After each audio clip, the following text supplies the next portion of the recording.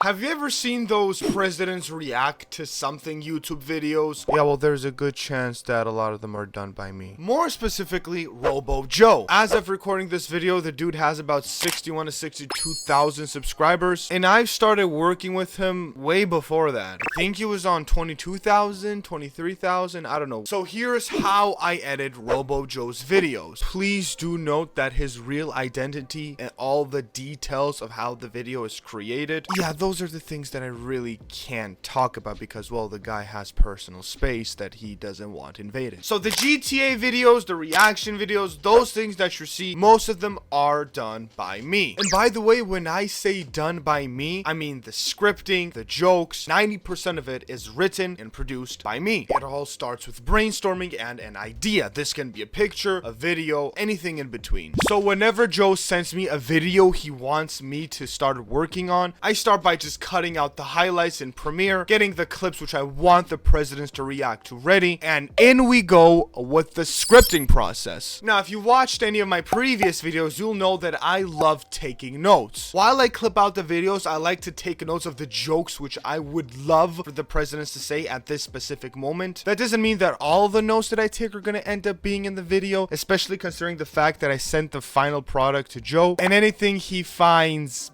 demonetization worthy, I remove or replace with a more PG friendly joke. And although I script out a big chunk of the video, especially the beginning, majority of the jokes that you see and the majority of the script that you see is done via improvisation. Now, where do I get the ideas? Where do I find the jokes? How do I get inspired? That's all information I am unable to fully disclose. However, once the scripting process is done, in I go with the editing. And I hate to say this, but for this specific client, I didn't use Premiere before. Now, what did I use?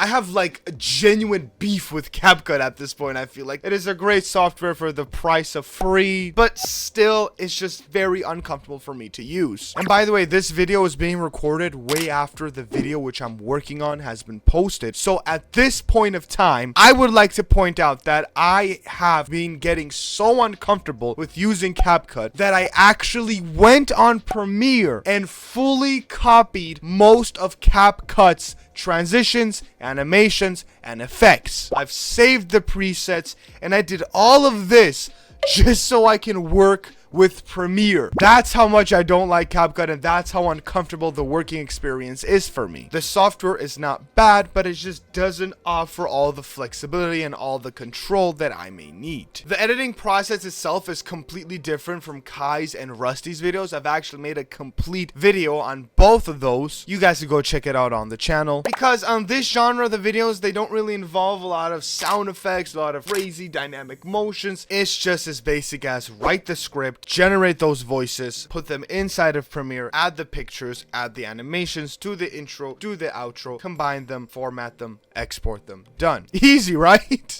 So the script is done, right? Here's when the magic happens, because it's not as easy as grab the parts of the script, put them in this amazing software, download that voice, and then paste it. No, it's not as easy as that. Devil is in the details, which is why that specific line has to have the perfect intonation and the perfect pronunciation.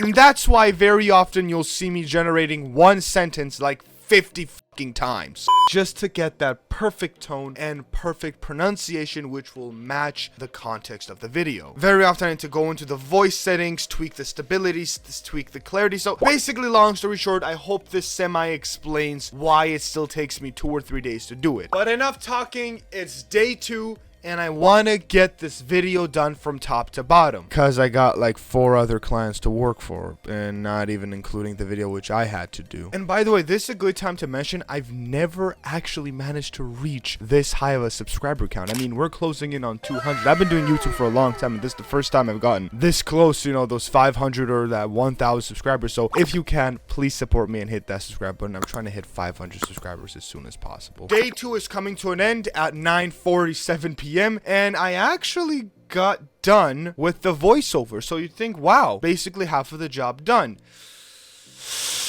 So this is what the final product of the voiceovers looks like so far. And please don't ask me, why are the clips gradually going up and down in like a heartbeat. I don't know, okay? I'm not comfortable with CapCut. I like Premiere.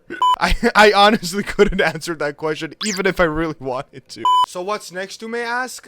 Nothing much. Just, you know, grabbing the pictures, placing them where the audios are, but placing them perfectly so when the transition animation of the in goes in, it has to be perfect. Then not to mention, I have to apply all the effects on the right ones. I have to scale them up perfectly every single time. The position has to be identical on every single video so it looks perfect. Not to mention, I have to do 3 times and then copy paste every single time, but each time where the audio begins a little bit later or a little bit earlier, the picture has to be done!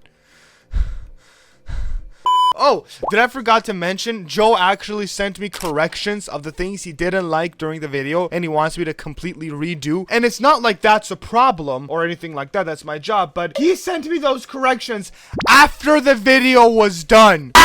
And so in we go, diving headfirst back into the content creation, and guess what? It's in CapCut, so I don't know how it works, and it creates more problems that I have to get online and solve it. Do you people understand why I switched to Premiere? It was getting bad. Don't get me wrong, he pays me a fair bit amount for this, but he will never pay me enough for the shit that I had to go through, which is why I decided to switch to Premiere instead. So all this stress actually led me to forget to record the entire process, but so after the adjustments were done, extra sound effects were added, the entire video was exported. It was 3 a.m. of day 3, the morning of day 3, and the video is finally done. I exported it, I sent it, he made the thumbnail, uploaded the video, he was happy, and so was I. And by the way, I did get a shout out on that video, and in the shout out, the presidents did say that a new video was going to be posted that same Sunday, but 3 a.m. video was done. I can finally rest and go to sleep. Except I can't because I have more videos to work on. My schedule is pretty tight now. I have a lot of videos that I want to share with you guys. Some stuff about my personal life. So if you're interested, subscribe to the channel. Stay tuned. Joe, it was an absolute pleasure working with you. And I'll see you guys in the next video.